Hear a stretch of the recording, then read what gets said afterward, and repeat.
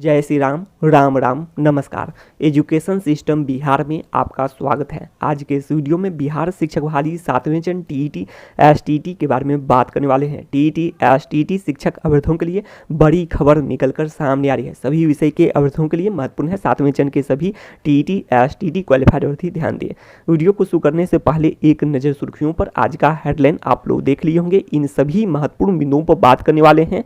अगर आपका इतना % मेधा अंक है तो नौकरी पक्की कैसे बनेगी, मेरिट लिस्ट कट ऑफ कितना रहेगा, इन सभी महत्वपूर्ण बिंदुओं पर बात करने वाले हैं। सबसे पहले बात कर लेते हैं मेधा अंक के बारे में, क्लास 1 से 5 के लिए और क्लास 6 से 8 के लिए। उसके बाद आगे बात करने वाले हैं सभी जानकारी पर।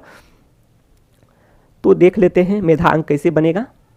क्लास 1 से 5 के लिए मेधा अंक 10th, इंटर और ट्रेनिंग के % का एवरेज पर बनेगा। जैसे कि उदाहरण के तौर पर बात करें, अगर कोई अभ्यर्थी 10th में 65%, उसके बाद इंटर में 70% और ट्रेनिंग में 75% लाए हैं, 65, 70, 75, तो इसका एवरेज हो जाएगा 70% मेधा अंक होंगे। और यही बातें हैं, आप लोग समझ सकते हैं। और 10th का % कैसे निकालें, तो % के लिए आपका जो प्राप्तांक है, कुल प्राप्तांक को कुल अंक से भाग देंगे। कुल प्राप्तांक को कुल अंक से भाग देने के बाद 100 से गुना करेंगे, तो इस अनुसार से आपका % निकलेगा 10th का। इसी अनुसार से इंटर का भी निकल जाएगा और इसी अनुसार से आपका ट्रेनिंग का भी निकल जाएगा। तो ये सभी जानकारी है। अब आगे बात कर लेते हैं ग्रेजुएशन का % कैसे निकलेगा। तो पठित सभी विषय के अंक को आपको जोड़ने होंगे, तो वही बात है। तो सभी विषय का % आप लोग निकाल सकते हैं, बातें कर चुके हैं। अब आगे देख लेते हैं, क्लास 1 से 5 के लिए बता चुके हैं और क्लास 6 से 8 के लिए मेधा अंक की बात करें तो ग्रेजुएशन का % और ट्रेनिंग का % और इसका एवरेज हो जाएगा। दोनों को जोड़कर आप लोग 2 से भाग दे देंगे, तो यही होगा मेधा अंक। अब आगे बात कर लेते हैं क्वालिफिकेशन में। पेपर 1 में आप लोग क्वालिफाइड होते हैं बिहार टीईटी में या फिर सीटीटी में।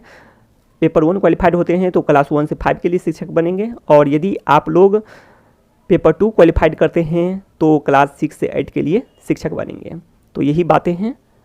अब आगे बात कर लेते हैं कट ऑफ के बारे में। कट ऑफ कितना रहेगा और कितने मेधा अंक पर नौकरी पक्की हो जाएगी। तो सबसे पहले बात कर लेते हैं नौकरी पक्की के बारे में। तो अगर यूआर में आपका % मेधा अंक कैसे बनता है बता चुके हैं। मेधा अंक यदि 65% से अधिक है तो आप लोग विश्वास रखें, आपकी नौकरी पक्की हो जाएगी। पूरी संभावना बन रही है नौकरी पक्की की। क्लास 1 से 5 और क्लास 6 से 8 के लिए बात कर रहे हैं। अगर आपका मेधा अंक बीसी कोटि में, बीसी कैटेगरी में 62% से अधिक है तो नौकरी पक्की होने की पूरी संभावना बन रही है। ईडब्ल्यूएस में 60% से अधिक है तो संभावना बन रही है। और ईबीसी में 55% से अधिक है तो संभावना बन रही है नौकरी पक्की की। और एससी एसटी फीमेल में कट ऑफ काफ़ी कम जाते हैं, तो आप लोग विश्वास रखें, नौकरी पक्की हो जाएगी आपका। अब आगे बात कर लेते हैं बिहार के निवासी और सभी की नियुक्ति इससे संभव है।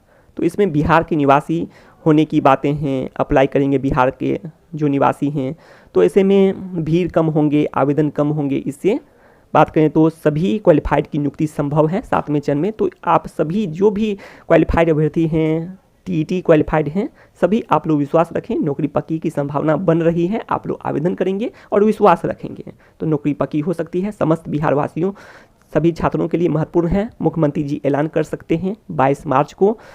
मुख्यमंत्री जी बिहार दिवस के शुभ अवसर पर मुख्यमंत्री जी की बड़ी घोषणा हो सकती है। और क्या क्या बातें हो सकती है इस पर भी आगे बात करने वाले हैं। यदि मुख्यमंत्री जी कुछ घोषणा करते हैं और बातें करते हैं तो देख लेते हैं। शिक्षा से संबंधी यदि बातें करते हैं तो देख लेते हैं क्या क्या हो सकती हैं। तो ये हो सकती हैं शिक्षा से संबंधी बातें हों तो विद्यालय की आधारभूत संरचना पर बातें हो सकती है। शिक्षकों की कमी दूर के लिए लड़की महिला संबंधी जैसे इंटर तक की पढ़ाई अपनी ही पंचायत में कर सकें, तो इसके लिए शिक्षक की कमी दूर हो तो इस पर बातें हो सकती है। और जैसे एनडीए सरकार के माध्यम से ये बातें निकल कर सामने आई है कि 41,000 के आसपास, 40,000 से अधिक नियुक्त हो चुके हैं 6ठे चरण में और 1 लाख और भी शिक्षक नियुक्त होंगे। तो ये भी बातें हैं 2022-23 में। तो यही बात है। तो ऐसे में उम्मीद बनाए रखें आप लोग भी। और ऐसे में 1,00,000 में मान कर चलते हैं यदि 50,000 नियुक्ति की बात करें, वैसे तो रिक्तियों की संख्या पिछले वीडियो में भी बात की है कि लाख से अधिक 2,00,000 के आसपास जा सकती है रिक्तियों की संख्या, लेकिन बहाली लाख पदों पर ही होंगी। अर्थात जैसे कि आप लोग छठे चरण में देखे भी होंगे 90,000 रिक्तियों की संख्या, जबकि चयनित कितने हुए 40,000 से अधिक, तो वही बातें हो सकती हैं। तो लाख पद पर बहाली होंगी, लाख शिक्षक बनेंगे, 1,00,000 शिक्षक बनेंगे 2022-23 में। तो 50,000 मान कर चलते हैं कि प्राइमरी के शिक्षक बनेंगे, और इधर जो कि शिक्षा मंत्री जी भी बोले थे कि 50,000, 40,000 नियुक्त हुए हैं और 50,000 और भी बहाली होगी क्लास 1 से 8 के लिए। और इधर 50,000 माध्यमिक एवं उच्च माध्यमिक शिक्षक बनेंगे, और 80,000 ही क्वालिफाइड हैं, और 80,000 क्वालिफाइड हैं जिसमें से पहले ही बता चुके हैं कि 80,000 में से बहुत सारे अभ्यर्थी डॉक्यूमेंट वेरिफिकेशन में बाहर होंगे, जैसे कि क्वालिफिकेशन में, सब्जेक्ट कम्बिनेशन में, इसके अलावा फोटो में गड़बड़ी में, कोटी में गड़बड़ी में, कोटी कैटेगरी में गड़बड़ी हो तो वो भी बाहर होंगे। कैटेगरी के अलावा बात करें जेंडर में गड़बड़ी, तो ये सब मामले हैं, और भी हैं, एज लिमिट है, और अन्य जॉब भी मिल गया हो, तो ये सब हैं कि बेहतर जॉब मिल गया हो। तो इसीलिए 80,000 में से 50,000 में ही बहुत सारे क्वालिफाइड अभ्यर्थियों की नौकरी पक्की हो जाएगी। खासकर CS और SST के लिए विशेष प्रावधान की जरूरत है। CS कंप्यूटर साइंस विषय के लिए और सोशल साइंस विषय के लिए विशेष प्रावधान की जरूरत है। वैसे पिछले वीडियो में बात की है कि 37,000 ही अन्य सभी विषय में क्वालिफाइड अभ्यर्थी हैं, और उसमें से भी कॉमन पेपर वाले भी हैं, जैसे कि गणित में भी कॉमन पेपर हो गया, उसी अनुसार से विज्ञान में भी हैं, तो इंग्लिश अंग्रेजी में भी कॉमन पेपर वाले हैं। तो इसीलिए 30,000 के आसपास, और डॉक्यूमेंट वेरिफिकेशन में भी बहुत सारे अभ्यर्थी बाहर होंगे, तो 30,000 के आसपास ही क्वालिफाइड अभ्यर्थियों की सभी विषय में नौकरी पक्की हो जाएगी। और इन दो विषयों में 43,000, 26,000 से अधिक इधर सोशल साइंस में, और 17,000 से अधिक इधर हैं। तो 43,000 क्वालिफाइड की संख्या है, तो इसमें से भी अधिकतर बाहर भी होंगे डॉक्यूमेंट वेरिफिकेशन में, तो अधिकतर क्वालिफाइड की संख्या को नौकरी पक्की हो जाएगी। रिक्तियों की संख्या को बढ़ाकर नौकरी पक्की की जा सकती है, और कट ऑफ में गिरावट हो सकती है। वैसे सोशल साइंस विषय में पद भी सृजित और स्वीकृत हो रखे हैं। अब सिर्फ जो है कि कंप्यूटर साइंस विषय में पद सृजित एवं स्वीकृत हों, 3,000 के आसपास पद हैं, 2673 प्लस बैकलॉग, और इसके अलावा और भी पद सृजित एवं स्वीकृत हो जाएँ विद्यालयों की संख्या के अनुसार। और शिक्षा मंत्री जी द्वारा भी बातें की जाती है, डिजिटल हो रहे हैं माध्यमिक एवं उच्च माध्यमिक विद्यालय, तो ऐसे में उसमें भी कंप्यूटर साइंस विषय के शिक्षक होने चाहिए, और ऐसे में पदों की संख्या बढ़नी चाहिए। कारण यह है कि सभी क्वालिफाइड की नौकरी पक्की हो जाएगी, तो कंप्यूटर साइंस विषय के लिए विशेष प्रावधान क्यों नहीं किया जा सकता है इस डिजिटल युग में, कंप्यूटर युग में। तो वही बात है, और नौकरी पक्की की जा सकती है इसमें भी। तो 12,000, 13,000 यदि सोशल साइंस विषय में नियुक्त हो जाते हैं शिक्षक, पदों रिक्तियों की संख्या हो जाती है, और इधर 7-8,000 इधर हो जाते हैं, तो अधिकतर क्वालिफाइड की नौकरी पक्की हो जाएगी। 50,000 पदों पर बहाली होगी माध्यमिक एवं उच्च माध्यमिक शिक्षक में, और अधिकतर क्वालिफाइड की नौकरी पक्की हो जाएगी। और बहाली प्रक्रिया में बदलाव आप लोग देख सकते हैं। तो बहाली प्रक्रिया में बदलाव में जैसे कि केंद्रीकृत ऑनलाइन बहाली हो, तो ये सब बातें हो सकती है। केंद्रीकृत ऑनलाइन बहाली जैसे कि आप लोग देख रहे होंगे यहाँ पर। तो उसके अलावा नियमावली में भी अपडेट किया जा सकता है, जैसे कि एज लिमिट हो गया, जिससे बात करें तो याचिका ये सब मामले लंबित न हो, तो 7वें चरण शुरू होने से पहले ही नियमावली को अपडेट किया जा सकता है। जो विज्ञापन में है तो उस अनुसार से अपडेट किया जा सकता है, जैसे एज लिमिट बाद में एज को बढ़ाया गया था। इसके अलावा कंप्यूटर साइंस विषय का एजुकेशन क्वालिफिकेशन अपडेट करना हुआ, तो ये सब भी अपडेट किए जा सकते हैं। अब आगे बात कर लेते हैं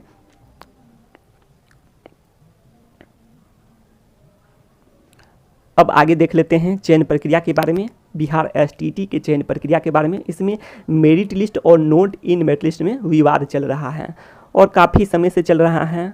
तो वैसे बात करें CS SST को छोड़कर सभी विषय में नौकरी ही पक्की आप लोग समझें, और इन दो विषयों में भी विशेष प्रावधान के तहत नौकरी पक्की की जा सकती है। और अभी ही बात की है कि रिक्तियों की संख्या को बढ़ाई जा सकती है। सोशल साइंस विषय में 12-13,000 और इसमें 7-8,000 बढ़ा दिया जाए तो अधिकतर क्वालिफाइड की नौकरी पक्की हो जाएगी। और कट ऑफ तो बात की है कम ही बढ़ाया जाए तो भी कट ऑफ 90 के आसपास जा सकता है इन दो विषयों में। यदि रिक्तियों की संख्या अधिक से अधिक बढ़ा दी जाती है, जो अभी बात की हैं, तो कट ऑफ में काफ़ी गिरावट हो जाएंगी और अधिकतर क्वालिफाइड की नौकरी पक्की हो जाएगी। जब अन्य सभी विषय में नौकरी ही पक्की हो जाती है, सोशल साइंस विषय में भी पद सृजित एवं स्वीकृत रखे हैं, तो कंप्यूटर साइंस विषय के लिए भी विशेष प्रावधान हो जाए। डिजिटल स्कूल की बातें होती हैं। तो ये सब बात है, डिजिटल युग की बातें होती है, डिजिटल बिहार, डिजिटल इंडिया। तो कंप्यूटर साइंस में भी नौकरी पक्की की जाए।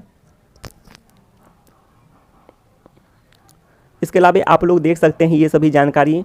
हाँ, विवाद जो चल रहा है तो इसमें बात करें, या तो STT अंक के आधार पर बहाली प्रक्रिया आगे बढ़े और कट ऑफ को गिरा दिया जाए, रिक्तियों की संख्या को बढ़ाकर कट ऑफ में गिरावट किया जाए, काफ़ी अधिक गिरावट किया जाए और 90 के आसपास कट ऑफ कर दिया जाए। 90 के आसपास तो कम ही रिक्तियों की संख्या बढ़ती है तो ही चला जाता है। और जो बताए हैं 11-12 हज़ार सोशल साइंस विषय में और इधर कंप्यूटर साइंस विषय में 7 से 8 हज़ार, तो ऐसे में कट ऑफ में काफ़ी गिरावट हो सकती है और अधिकतर क्वालिफाइड की नौकरी पक्की हो जाएगी।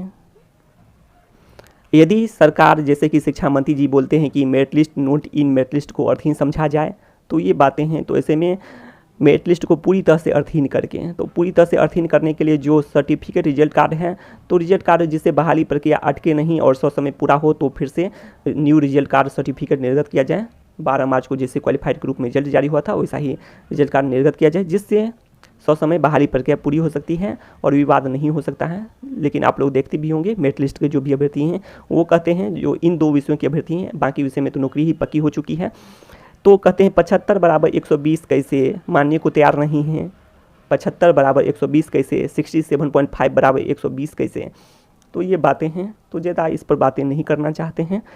पहले भी 90 बराबर 100, हाँ, तो 90 लाने वाले भी शिक्षक बने हैं और 120 लाने वाले भी शिक्षक बने हैं, जिनका 110, 120 जो भी है अंक, वो भी शिक्षक बने हैं STT में, TT STT में। अब आगे देख लेते हैं, क्वालिफिकेशन में भी बाहर होंगे, जेंडर में, कैटेगरी में, फ़ोटो में, कॉमन पेपर वाले, एज लिमिट में, अन्य जॉब भी मिल गया हो, तो ये सब में बाहर होंगे। तो अधिकतर क्वालिफाइड की नौकरी पक्की बिल्कुल ही संभव है, STT में भी बिल्कुल ही संभव है, कट ऑफ में गिरावट किया जा सकता है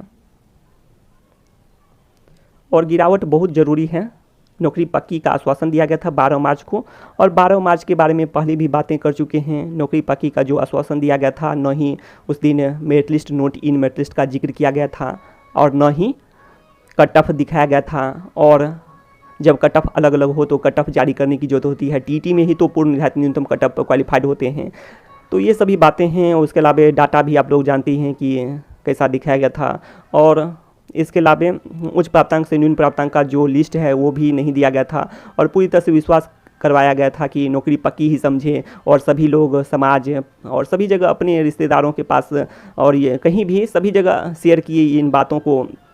तो इस तरह से नौकरी पक्की करनी चाहिए। रिक्तियों की संख्या को बढ़ाकर अधिक से अधिक क्वालिफाइड की नौकरी पक्की हो, जितना संभव हो सके रिक्तियों की संख्या को बढ़ाकर कट ऑफ में गिरावट किया जाए। तो यही उचित प्रावधान भी है, कट ऑफ में गिरावट करना ही, कट ऑफ में काफ़ी गिरावट हो।